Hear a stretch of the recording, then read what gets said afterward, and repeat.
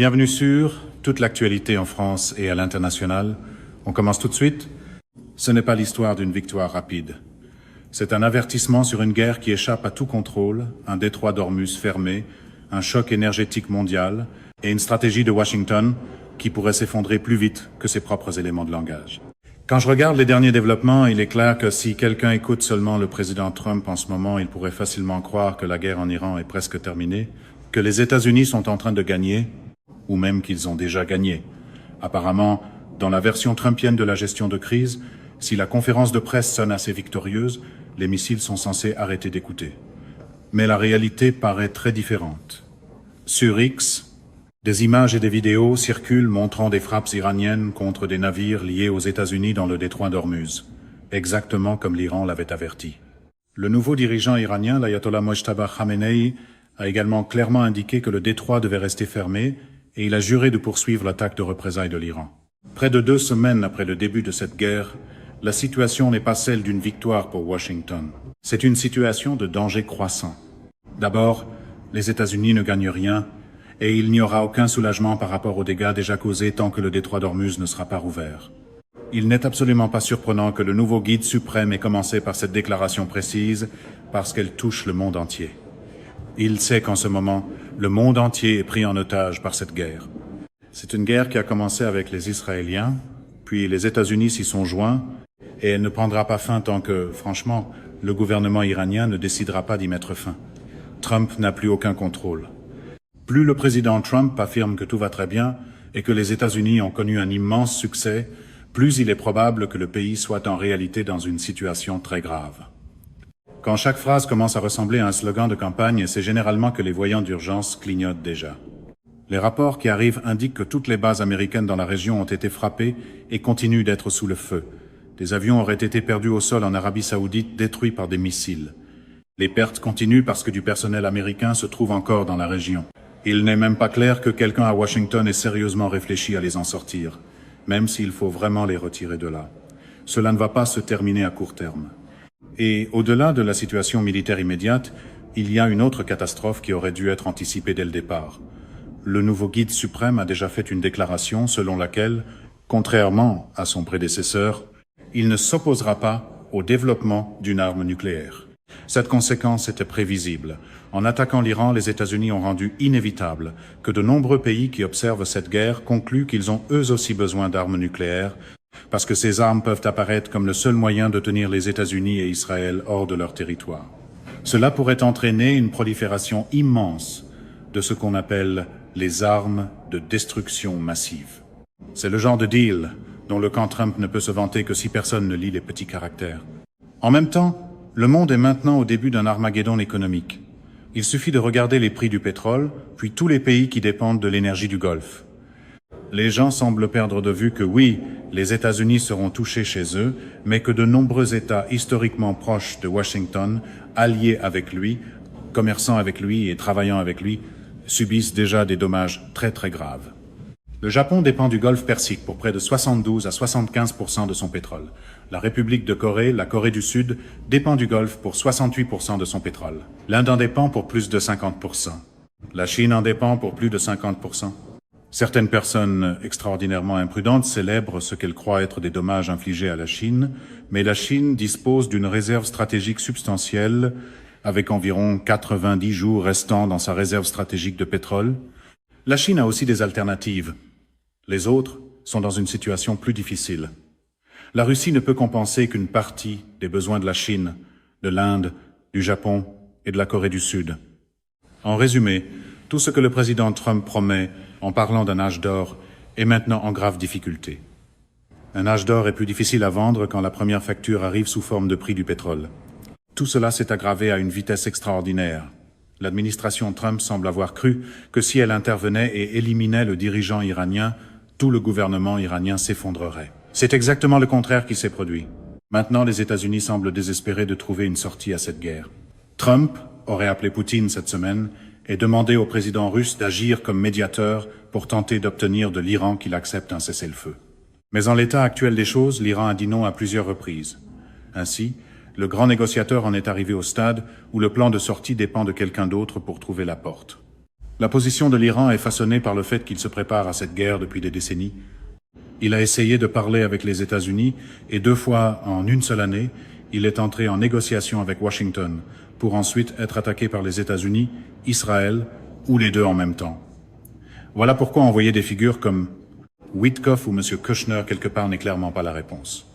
Malheureusement, ils ont été envoyés à Istanbul pour parler aux Russes et il est peu probable que les Russes accordent une attention sérieuse à quoi que ce soit qu'ils disent. Parce que, pour l'essentiel, ces figures sont perçues comme étant davantage intéressées par les arrangements parallèles qu'elles peuvent conclure pour s'enrichir elles-mêmes et enrichir leurs amis. Les États-Unis ont besoin de quelqu'un d'autre pour les aider, parce que l'ouverture du détroit est cruciale. La diplomatie devient particulièrement délicate quand tout le monde dans la pièce se demande qui négocie la paix et qui cherche une entente parallèle. Des milliers de navires attendent d'entrer ou tentent de sortir, et ils ne peuvent pas bouger. Il faudra probablement 1 an ou plus pour remettre la majeure partie du pétrole en circulation. Si les Israéliens frappent davantage de capacités de raffinage, et des rumeurs circulent à ce sujet, la situation deviendra encore pire. Il y a aussi des voix extraordinairement imprudentes à Washington qui parlent d'attaquer l'île de Karg, le principal terminal pétrolier de l'Iran. Si cela se produit, les Iraniens pourraient détruire toutes les capacités d'extraction et de raffinage du pétrole dans le Golfe. Cela plongerait le monde dans une obscurité économique jamais vue depuis la Grande Dépression, et cela pourrait même être pire. Cela toucherait les Américains chez eux. Les prix montent déjà. En Europe, tout ce qui est lié au pétrole a augmenté de 70 à 100%. La situation en Asie est similaire et elle ne va pas s'améliorer de sitôt. À cause de l'entêtement et du refus de voir la réalité, Washington a brûlé ses ponts avec la Russie. Les naïfs en Europe ont sauté avec enthousiasme à bord du navire en train de couler. On ne voit pas clairement où ils peuvent aller à partir de là. Les États-Unis peuvent fournir une partie de ce qui est nécessaire, mais l'Europe et l'Asie n'auront plus ce qu'elles avaient auparavant. Autrement dit, le monde a été plongé dans une crise à cause d'Israël. Israël dirige tout cela. Israël contrôle le Congrès grâce à ses milliardaires sionistes aux États-Unis et au lobby, et il contrôle évidemment la Maison-Blanche, parce qu'il n'existe aucune raison terrestre pour laquelle les États-Unis devraient être en guerre contre l'Iran. L'Iran ne représente aucune menace existentielle pour les États-Unis, et quels que soient les différends avec les Iraniens, ils peuvent être réglés sans guerre. Les États-Unis sont en guerre à cause d'Israël. C'est tout. À un moment donné, le rideau va être tiré. C'est comme dans Le Magicien d'Oz, avec la figure derrière le rideau qui actionne les commandes jusqu'à ce que le petit chien tire le rideau et que tout le monde réalise soudainement que tout cela n'était qu'une façade. C'est ce qui arrive à l'administration Trump. Mais ce n'est pas seulement elle. Cela dure aux États-Unis depuis longtemps. Une incompétence monumentale dirige le pays et ce n'est pas seulement Trump. C'est le Congrès. C'est le Sénat. C'est la Chambre des représentants. La seule fois où ils se sont tous levés pour applaudir pendant le discours sur l'état de l'Union, c'est lorsque Trump a dit qu'il empêcherait l'Iran d'obtenir une arme nucléaire, alors qu'on savait que l'Iran n'en avait pas poursuivi une. Jusqu'à l'arrivée du nouveau guide suprême, le guide suprême précédent avait dit absolument non. Maintenant, à cause de cette guerre, cela pourrait changer. Les applaudissements sont venus d'abord, les conséquences sont arrivées ensuite, et d'une manière ou d'une autre, personne sur scène ne veut réclamer la facture. Dans l'esprit de beaucoup de gens, en particulier dans le lobby et en Israël, la solution est simplement de frapper l'Iran avec une arme nucléaire. Imaginez seulement quel merveilleux résultat ce serait. Je ne pense pas que le président Trump soit aussi incompétent, quelles que soient les circonstances. Je ne pense pas qu'il le ferait. Je pourrais me tromper, et j'espère ne pas me tromper. Mais les Israéliens ne s'en soucient pas. Ils ne s'intéressent à la vie de personne, sauf à la vie des Juifs qui vivent en Israël. Ils pourraient s'en moquer. Ils sont prêts à tout faire. C'est cela qui inquiète. 2 choses semblent maintenant très probables. Premièrement, les États-Unis sont finis au Moyen-Orient à cause de cela. Ils n'y reviendront jamais. D'un certain point de vue, c'est une bonne chose parce que les États-Unis n'y ont pas leur place. Ils auraient dû quitter tous ces endroits dans les années 1990 lorsque l'occasion s'est présentée, même si c'était une opinion minoritaire à l'époque. Les Israéliens, eux, se trouvent dans une position très difficile parce que la seule façon pour Washington de s'en sortir est de se désengager d'eux. Les États-Unis devraient leur dire en effet qu'ils ne jouent plus à ce jeu. Mais si cela arrive, c'est la fin d'Israël. En même temps, l'Iran formule l'exigence que la région en finisse avec ses guerres sans fin et avec la présence militaire constante des États-Unis dans son arrière-cour, une présence qui l'a menacé pendant des décennies. Le peuple américain n'appuie pas cette guerre. La majorité des Américains regardent l'administration Trump et se demandent pourquoi les États-Unis feraient la guerre à l'Iran alors que cela ne leur profite absolument pas. L'Iran ne menace pas directement les États-Unis. Cela soulève alors des inquiétudes au sujet d'une possible opération sous fausse bannière visant à générer un soutien à la guerre. Quand le soutien public manque, le manuel pro-guerre se met soudainement à chercher un rebondissement dramatique. Des enquêteurs de l'armée américaine offrent une récompense pouvant atteindre 5 000 $ après le vol de 4 drones militaires dans un bâtiment d'un bataillon du génie à Fort Campbell en novembre dernier. Cet incident survient alors que des agences de sécurité américaines diffusent des avertissements concernant une possible attaque de drones iraniens contre la Californie. La possibilité d'une opération sous fausse bannière ne peut pas être écartée. Mais la plus grande inquiétude a toujours été les cartels, qui, pour de l'argent, sont prêts à coopérer avec un certain nombre d'éléments anti-américains. Ils possèdent déjà une technologie très sophistiquée, y compris des systèmes sans pilote. C'est pourquoi il est depuis longtemps nécessaire de militariser la frontière sud et de mettre fondamentalement fin aux mouvements criminels qui y entrent ou en sortent. Une partie de cela a été faite, mais pas à l'échelle nécessaire. Le fentanyl et la traite d'êtres humains continuent de circuler. La possibilité d'une opération sous fausse bannière est absolument, incontestablement réelle. Il n'y a aucun doute là-dessus. Mais la préoccupation la plus profonde est l'échec complet de Washington à réfléchir sérieusement à ses propres actions. Washington s'est comporté comme s'il n'existait personne capable de défier les États-Unis. Faux. Il s'est comporté comme s'il n'existait personne capable de les arrêter. Faux. Il a supposé que tout ce qu'il ferait réussirait parce que, après tout, c'est l'équipe USA. La confiance est utile. La confondre avec une stratégie, c'est ainsi que la fanfaronnade de salle de presse devient une arithmétique de champ de bataille. Ce genre d'arrogance et d'ignorance ne remplace pas l'auto-analyse objective ni le bon sens. Toute personne regardant le détroit d'Ormuz et les conséquences pour les gens qui produisent le pétrole et les produits pétroliers dans cette région, des produits qui touchent tout, des engrais au plastique, aurait dû se demander comment empêcher la fermeture du détroit. Si le détroit est fermé, comment le rouvrir ? Il est risible d'entendre des gens dire que la marine américaine ouvrira le détroit. Vraiment ? Bonne chance avec cela. Cela ressemble à une mission impossible pour la marine des États-Unis. D'autres suggèrent de débarquer les marines pour s'emparer du détroit. Cela ressemblerait à Dieppe en 1942. Tout le monde serait tué en grand nombre et rien ne serait accompli. Et maintenant, si cela ne peut pas être fait, certains suggèrent de détruire l'installation de production pétrolière sur l'île de Karg. C'est une idée stupide après l'autre. À ce rythme, la salle de stratégie ressemble moins de la planification qu'à quelqu'un qui fait défiler des options de catastrophe. Les États-Unis doivent trouver quelqu'un pour servir d'intermédiaire, parce que rien de ce que Washington dit ou fait ne sera cru. Sa crédibilité a été détruite. Le président Trump est souvent accusé de mentir sur diverses choses. Mais maintenant, la nation elle-même est identifiée comme quelque chose à quoi on ne peut pas faire confiance, comme une entité qui trahira les autres. Si l'on se trouve à Tokyo, la question devient de savoir si le président Trump a appelé le Premier ministre pour lui dire ce qu'il envisageait de faire. L'a-t-il fait avec le président de la Corée du Sud? A-t-il demandé l'avis du Premier ministre Modi? A-t-il demandé l'avis de quelqu'un, quelque part? A-t-il consulté ses soi-disant alliés de l'OTAN? Pour une équipe qui adore le mot leadership, elle semble remarquablement surprise quand les alliés s'attendent à être informés avant l'explosion.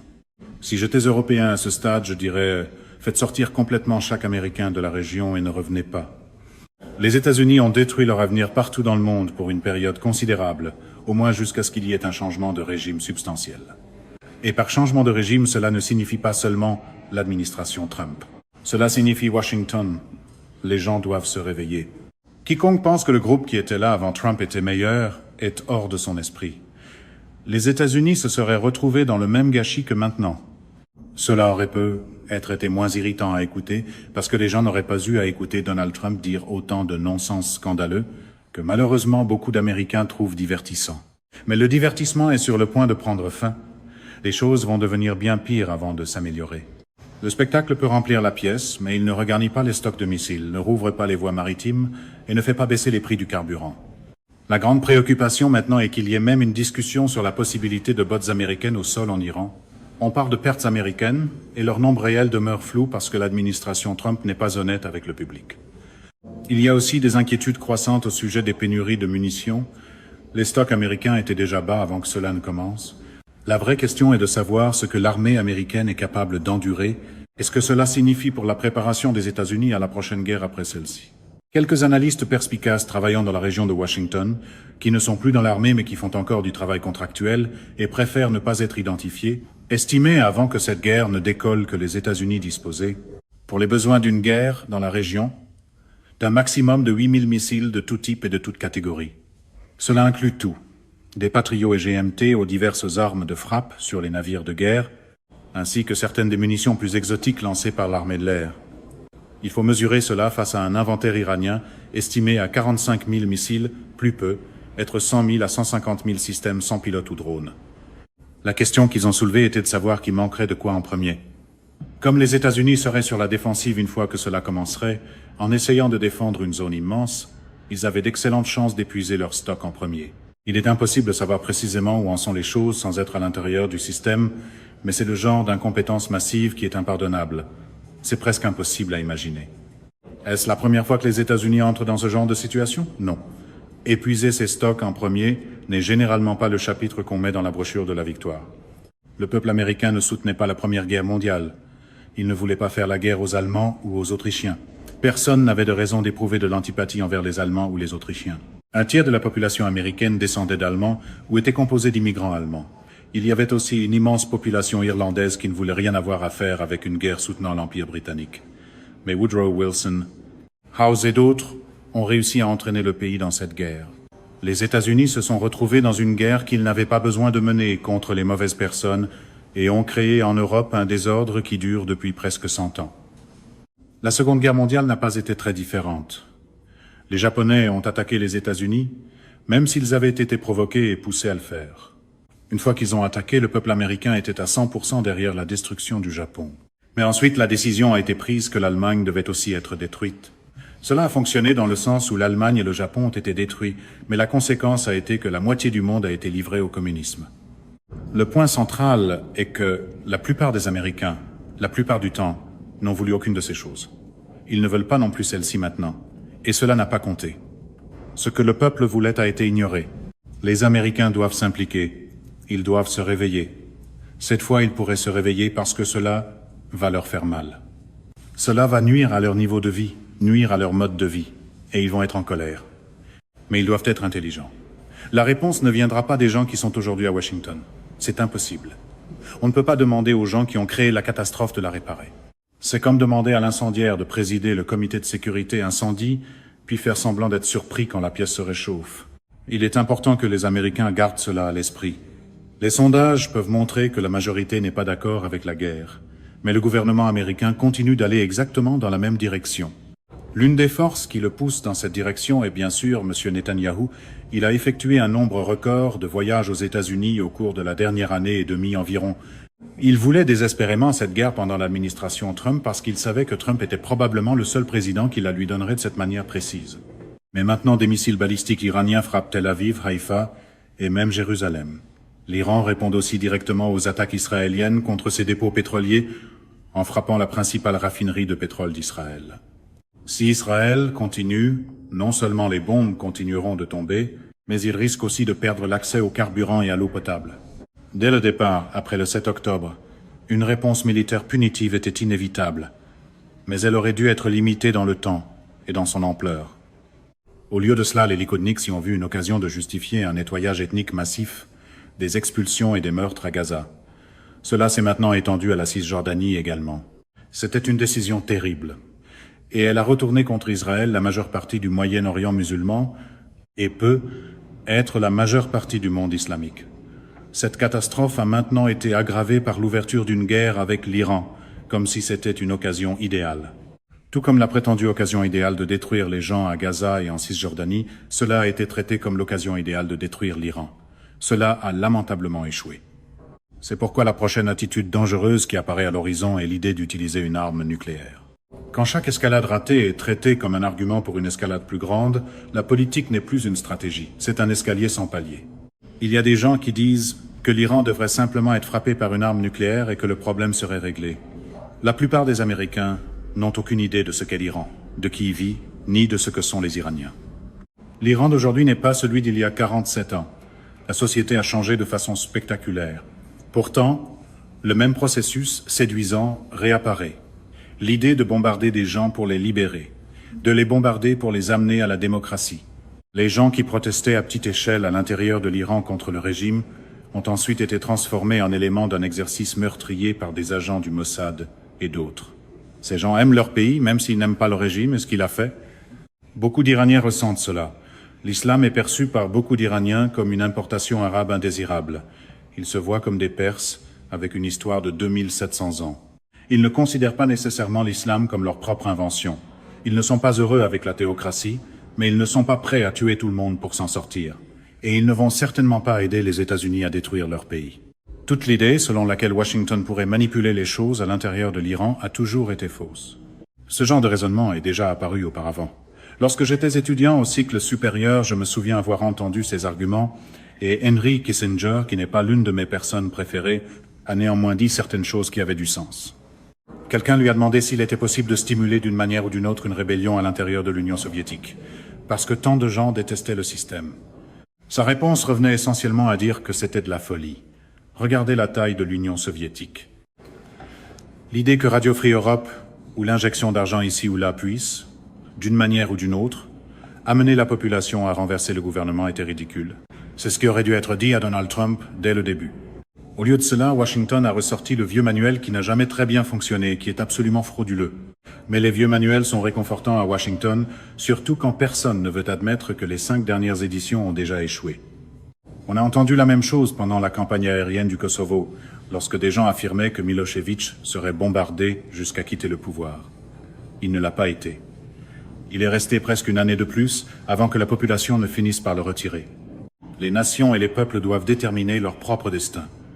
Si Washington n'aime pas quelque chose, il doit cesser de mentir et d'insister sur le fait que des pays construisent des armes nucléaires ou d'autres armes de destruction massive afin de justifier des attaques ou des invasions. C'est insensé, mais c'est ce que les États-Unis font. Voici le dernier résultat, et il a échoué. À l'heure actuelle, M. Trump entend probablement des rapports venus de la région qui ne sont pas bons. Si on ne lui montre pas ces rapports, il devrait les demander, parce que les commandants dans la région lui disent que cela ne fonctionne pas. C'est très dangereux. Cela nuit aux États-Unis. Il n'a pas besoin du Conseil national des conseillers économiques, ni de qui que ce soit d'autre, pour lui dire à quel point c'est une catastrophe. Il peut sûrement le comprendre. Il est temps de s'adresser à quelqu'un d'autre. Le Premier ministre Modi, de l'Inde, revient souvent parce que Modi entretient de bonnes relations avec Israël et de bonnes relations avec l'Iran. Si quelqu'un peut trouver un moyen de combler ce fossé infranchissable, c'est peut être lui. Il faut lui donner une chance. Les États-Unis devraient lui dire que leur première promesse est un cessez-le-feu immédiat s'il peut amener les parties à la table, puis que Washington attendra une solution. Les Américains sont des gens du micro-ondes.